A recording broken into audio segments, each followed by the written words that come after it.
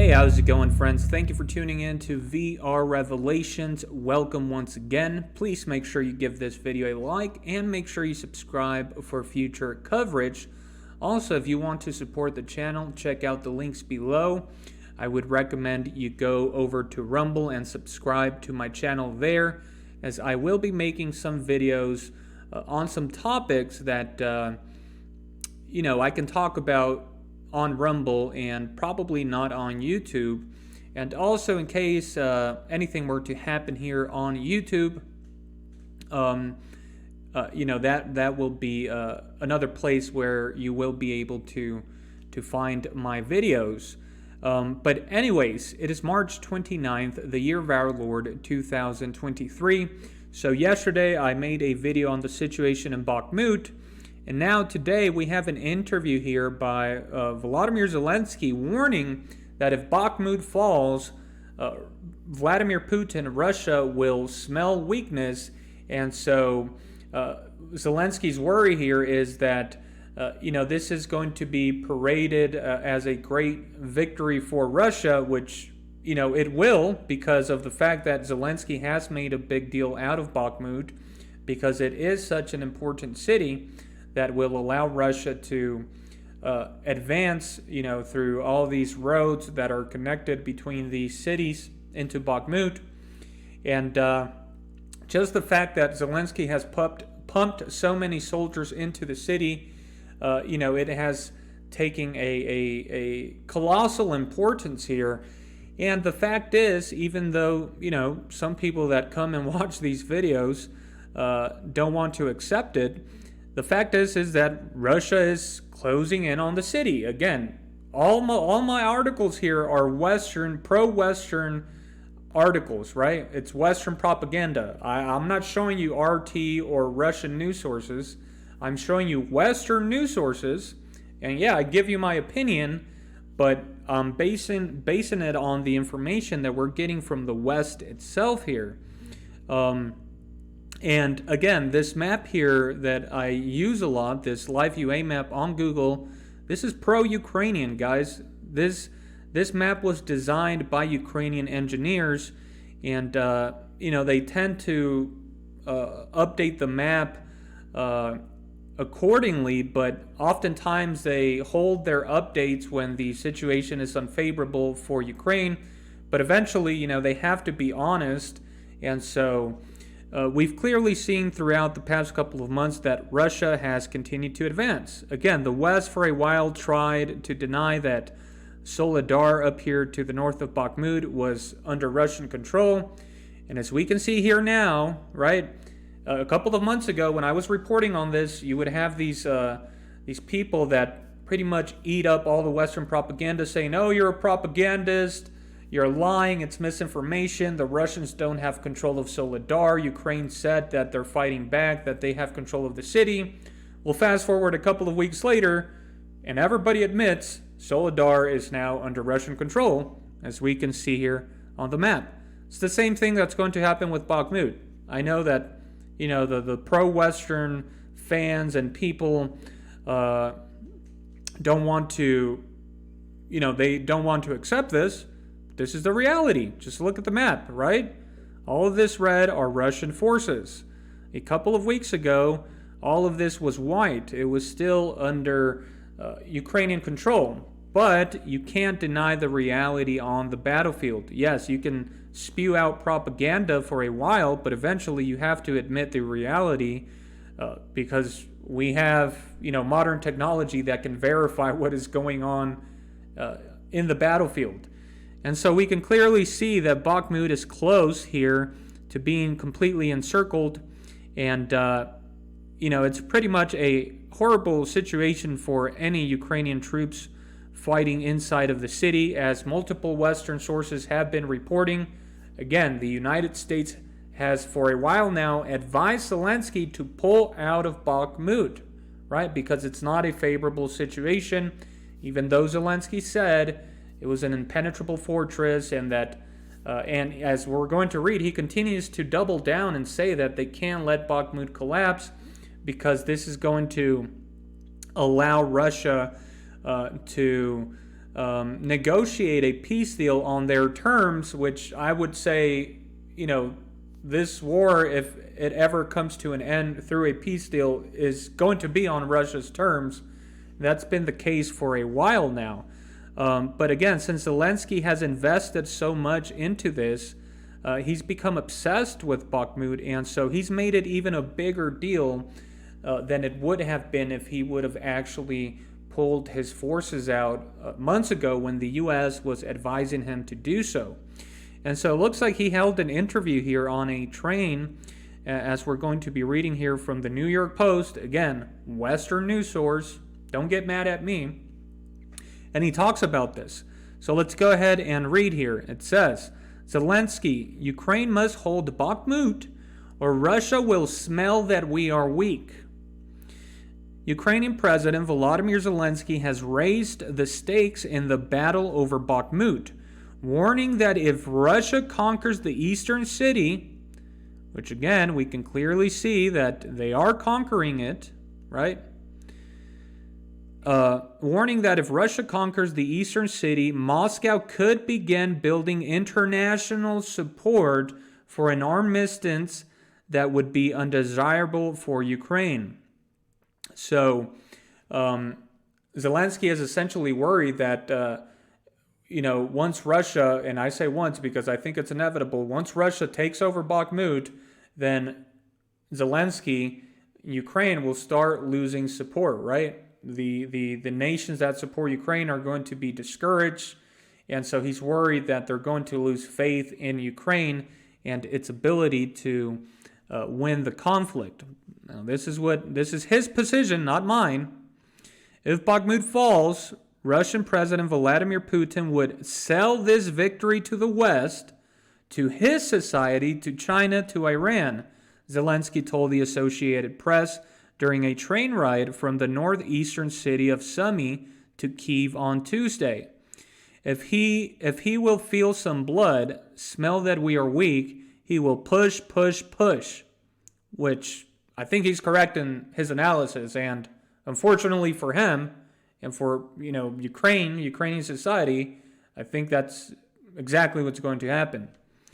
Ukraine has been fighting Russian forces in Bakhmut for nearly 8 months in some of the bloodiest battles in the 13-month-old war, and Zelensky said a loss in the city or any other contested cities could sap the momentum of Ukraine's military.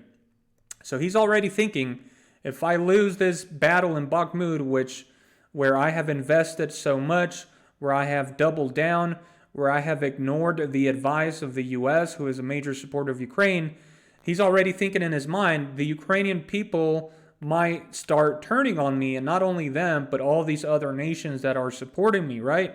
So these are signs that, he's worried. He's worried about what is going on and his future. Ukraine has been, he goes on to say here, we can't lose the steps because the war is a pie, pieces of victory, small victories, small steps, he said.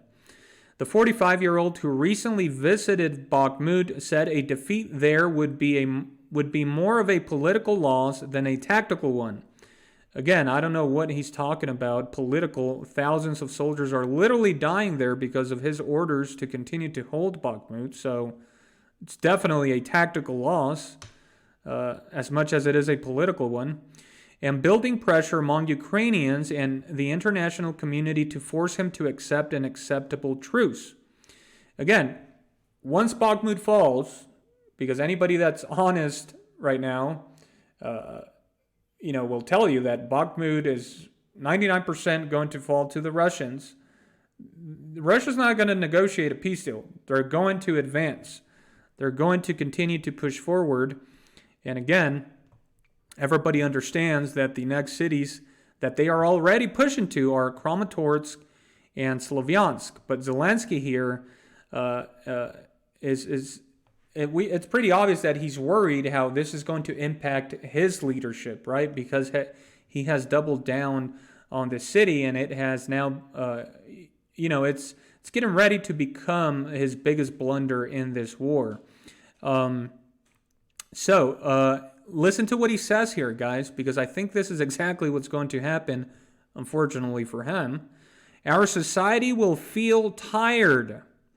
Our society will push me to have compromise with them, Zelensky said. So listen to what he's saying. The people of Ukraine will feel tired of losing, right? And the people of Ukraine will pressure Zelensky to compromise with Russia. Something Zelensky doesn't want to do, obviously. He has this incredible hatred for the Russians, right?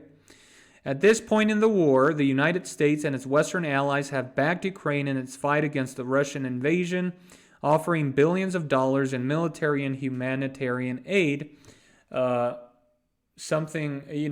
Ukraine has received billions of dollars, and so this is what Zelensky is saying. The fact that Bakhmut is getting ready to fall under Russian control is showing that, this aid is not working, right? Or that at the very least, the government in Ukraine has not been putting it to good use, because Russia is the one that continues to advance. Say what you want to say. You can say that, they're inflicting millions, billions, trillions of casualties on the Russians. The fact of the matter is that Russia continues to advance forward. And world leaders, including President Biden, have made the dangerous trek to Kyiv to meet with Zelensky. But the Ukrainian leader noted that Chinese President Xi Jinping has not made the journey. Again, Zelensky just invited President Xi to Ukraine after he had a ball with Russia, and they made all these deals to get away from the dollar. And, with Xi saying that, they're about to change the world, it's very unlikely that President Xi would go and visit Zelensky. I want to speak with him. I had contact with him before full-scale war, but during all this year, more than 1 year, I didn't have. As the war continues into its second year, Zelensky said he remains focused on maintaining morale among the military and among the Ukrainian population, and is well aware that the support he receives from the U.S. and Europe is critical to his country's battlefield success.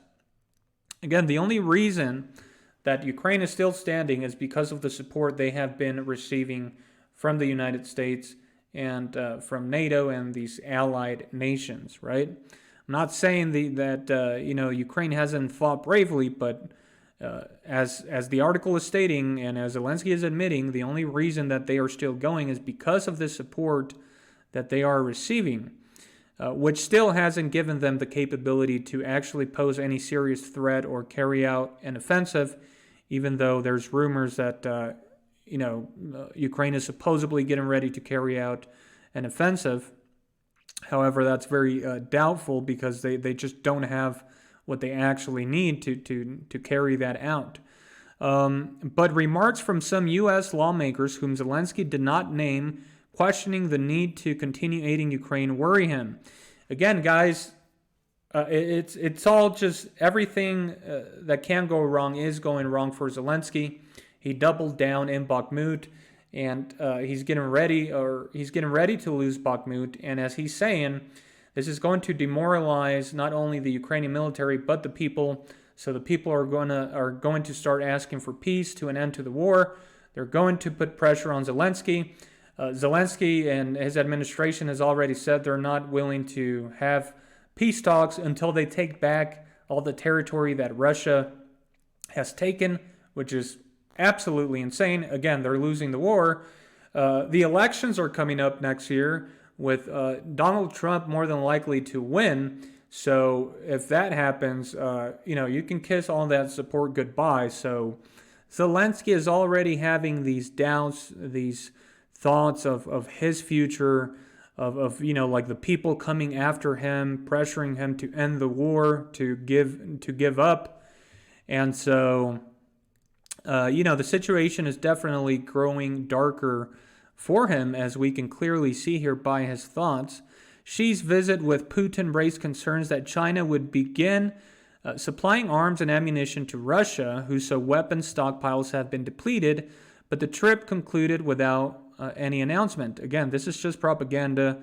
The West has been saying for a while now that Russia is running out of ammunition as they continue to, launch missiles all over Ukraine. Days later, Putin announced that he planned to deploy tactical nuclear weapons in neighboring Belarus. Zelensky said that was a ploy by Putin to distract from his talks with Xi.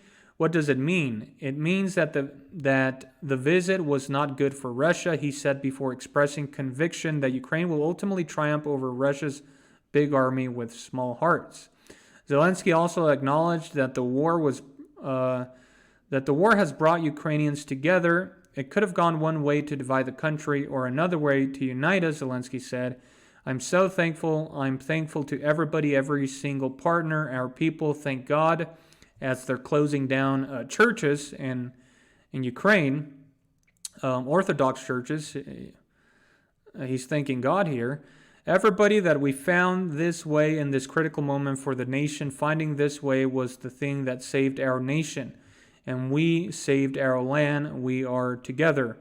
Again, he's not going to come out here and say it's all lost, guys. He's going to continue to say that they're holding strong, that their nation is together, even as Russia advances, even as, he continues to lose support.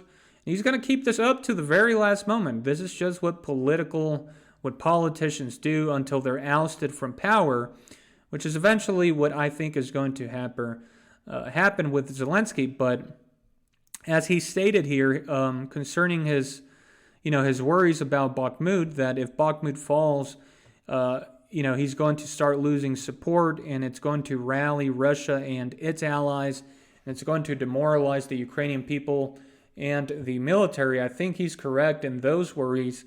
And again, as I've said, unfortunately for him, I think that's exactly how it's going to go down, as we can clearly see by what is going on in the battlefield here. Again, there's no, anything's possible, but there's no chance that Ukraine is going to take all of this back, guys. They will be lucky if they get to keep the rest of Ukraine with the decisions that Zelensky is making. But yeah, I think eventually they're going to oust Zelensky from power. Anyways, that's going to be it for this video, guys. Again, I recommend you go over and subscribe to my Rumble channel, as I will be uploading other videos on different topics over there. And remember, the truth is stranger than fiction. Have a wonderful day, and God bless.